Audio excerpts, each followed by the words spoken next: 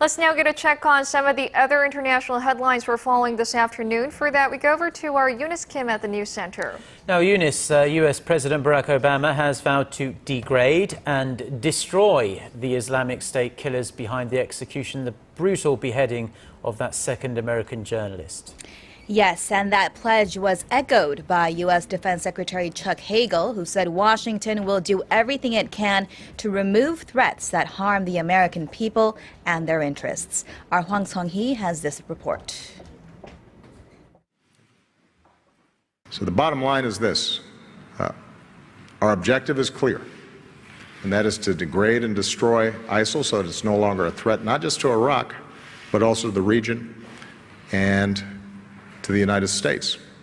Following U.S. President Barack Obama's pledge to destroy Islamic State on Wednesday, Defense Secretary Chuck Hagel outlined the dangers posed by the terror group.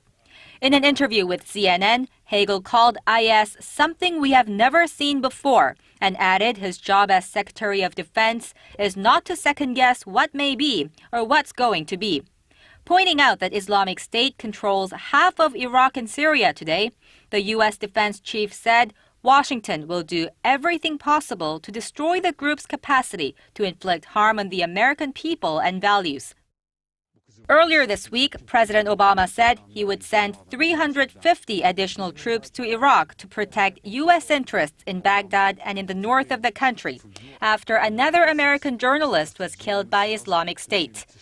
While a fresh battle against the extremists seems inevitable, Pentagon officials estimate the weapons, fuel, and other expenses are costing the U.S. around $225 million a month.